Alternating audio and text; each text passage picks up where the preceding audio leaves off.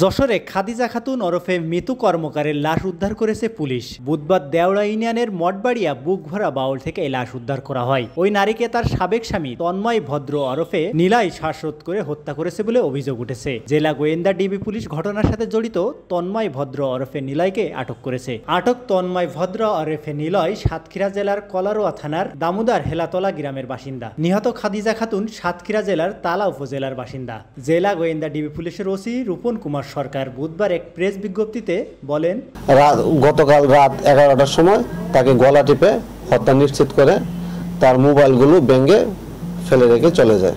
পরবর্তীতে ডিবির একটা চৌকস টিম আজকে অভিযান পরিচালনা করে ঘটনায় জড়িত মিন্ময় ভদ্র এলাইস নিলয়কে কোতোয়ালি মডেল থানা এলাকা হতে গ্রেপ্তার করে।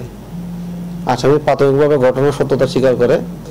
এই ঘটনায় মামলা রুজু প্রক্রিয়াধীন এবং আসামি বিজ্ঞ আদালতে প্রেরণ প্রক্রিয়াধীন।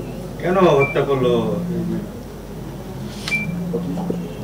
পুরো বিবাহ বিচ্ছেদের পর থেকে মেয়েটি বিভিন্ন সময়ে তাকে ব্ল্যাকমেল করায় সে এই হত্যাকাণ্ডটি সংঘটিত করে বলে প্রাথমিকভাবে স্বীকার করে।